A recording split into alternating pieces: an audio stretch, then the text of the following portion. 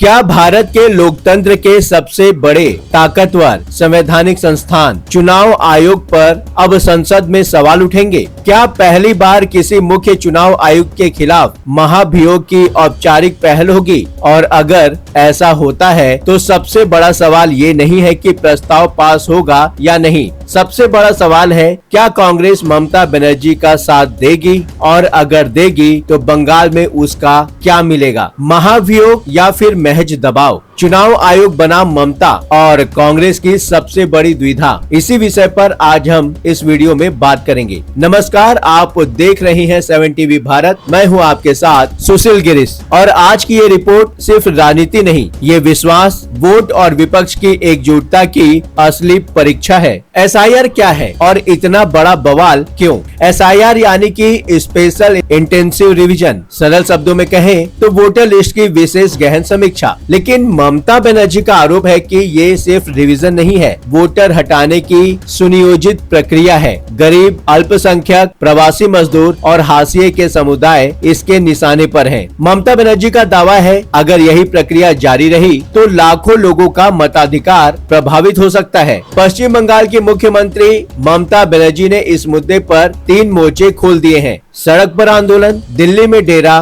पूरे लाओ लश्कर के साथ सीधे सुप्रीम कोर्ट में याचिका। उनके साथ सिर्फ टीएमसी नेता नहीं बल्कि वे परिवार भी हैं जिनके नाम वोटर लिस्ट से हटने या हटाने की आशंका जताई जा रही है। ममता बनर्जी की याचिका में साफ मांग है 2022 की वोटर लिस्ट से एक भी नाम न हटाया जाए, किसी भी नागरिक का वोट देने का अधिकार न छीना जाए। आधार, निवास प्रमाण पत्र, पंचायत रिकॉर्ड, सामाजिक आर्थिक जनगणना डेटा जैसे दस्तावेज चुनाव आयोग स्वीकार करे। यानी सीधा सवाल, क्या चुनाव आयोग जमीनी हकीकत देख रहा है या सिर्फ कागजी प्रक्रिया चला रहा है? मुख्य चुनाव आयुक्त ज्ञानेश कुमार से मुलाकात के बाद ममता बनर्जी का रुख और सख्त हो गया। टीएमसी का आरोप है एसआईआर को जिस तरीके से कंडक्ट किया जा रहा है वो संविधान की भावना के खिलाफ है। टीएमसी सांसद कल्याण बनर्जी साफ कहते हैं यह सिर्फ प्रशासनिक गलती नहीं, यह हर नागरिक के मताधिकार पर सीधा हमला है। यही वजह है कि ममता बनर्जी अब महाभियोग प्रस्ताव की बात कर रही हैं। लेकिन सच्चाई ये है, भारतीय संविधान के अनुच्छेद 324(5) के तहत मुख्य चुनाव आयुक्त को हटाने की प्रक्रिया सुप्रीम कोर्ट के जज जैसी है। स्पीकर की मंजूरी, दोनों सदनों में 2/3 बहुमत, और ये नंबर विपक्ष के पास नहीं है। ममता बनर्जी ये भी जानती हैं। तो फिर सवाल उठता है कि ये महाभियोग असली लड़ाई है या राजनीतिक दबाव बनाने की रणनीति? समाजवादी पार्टी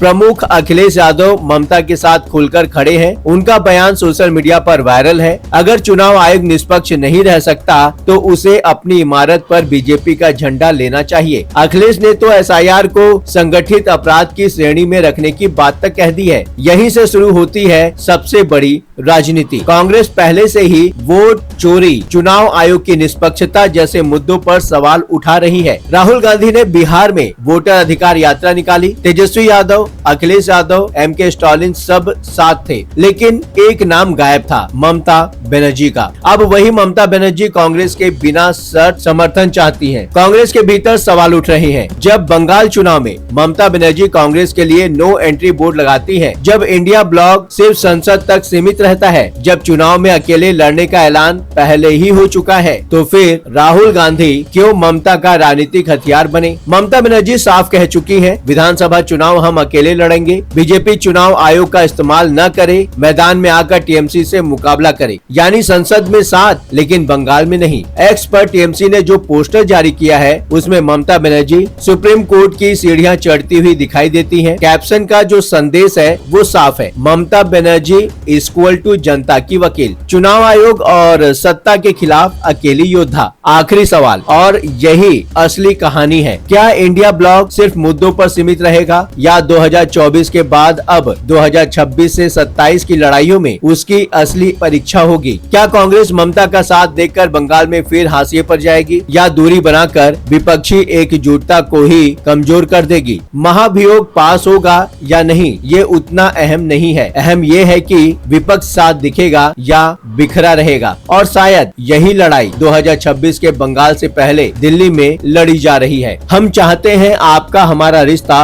और थोड़ा मजबूत हो जाए। एक छोटी सी गुजारिश गुजारिश, चैनल को सब्सक्राइब करें। FB इंस्टा पर देख रहे हैं तो फॉलो करें। फिलहाल इस विषय को लेकर आप क्या सोचते हैं? जो भी सोच रहे हैं कमेंट सेक्शन में जरूर लिखिए। लगातार खबरों के लिए बने रहिए 7 TV भारत के साथ।